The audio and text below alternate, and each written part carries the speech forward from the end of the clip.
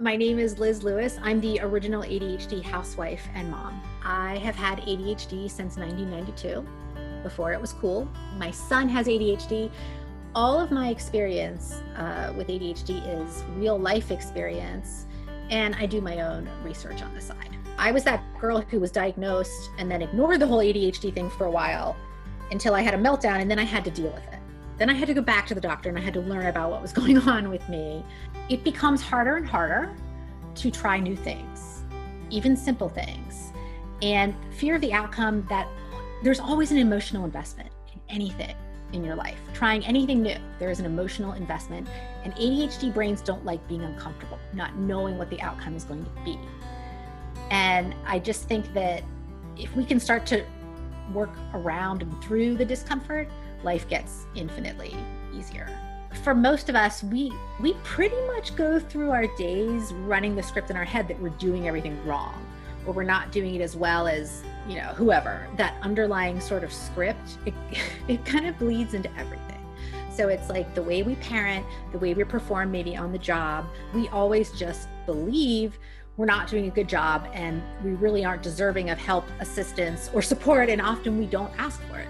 Most people with ADHD have some type of executive function deficit. Especially for women, it tends to be this issue with competing priorities and trying to figure out where we should put our energy and attention every day. Decision fatigue is like the perfect excuse to just not take any action at all, to be overwhelmed, use the word overwhelm, and then not do anything. So for ADHD women in particular, you really got to get to the bottom of your personal values and priorities and what matters.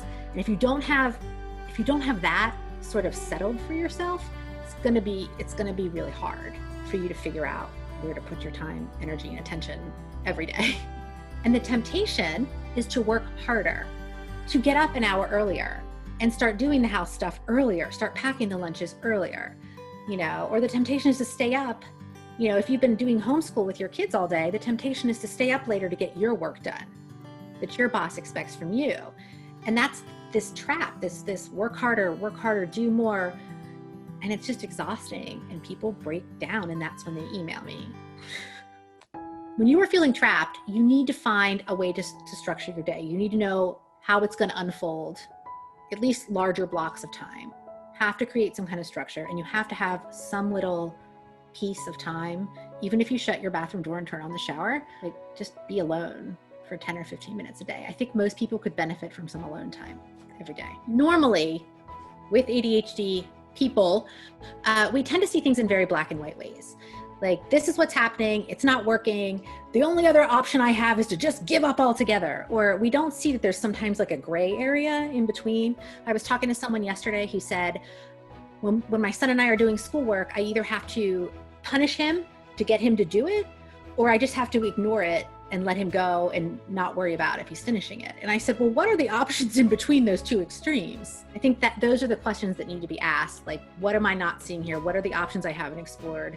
Especially in women, perfectionism is the #1 self-reported symptom of ADHD. And my theory around that is that because inherently, when we have ADHD, we feel like so much of our lives is out of our control. We don't even really trust ourselves. We don't trust our own minds. Some of us have experienced a lot of failure. And so I think we get really overly controlling, and we're really focused on the results and how it looks to other people. And we're not as aware of like the process. Life is a process. What I always tell people is, if you could only do 3 things in a day, what would they be? Because we need to start managing the competing priorities here. And that helps them to get a clearer picture of what they should be putting their energy into. Instead of starting a little bit of this and then a little bit of this and then a little bit of this, whatever your thing is, get it out of your head and somewhere else so that you can have a more critical eye toward it. If you can't talk to a therapist, there are some really, really good coaches that don't just coach you on executive function, don't just help you set up structures and things. There are coaches that will talk to you about the underlying emotional stuff and the thought patterns that we have. I think that's a big issue, is we have these recurring thought patterns. And there are some coaches that are very highly skilled in working through that. But I just think it's important that sometimes you do put yourself and your needs first. And I know that's a stretch for a lot of people, but I think that if you talk to someone about it, whether it's someone like me or it's a therapist or a coach or whatever, you just need to talk to someone about it. Because a lot of times a second person, a second brain or something will help you to work through all the potentials and to see the opportunities that maybe you're not able to see yourself.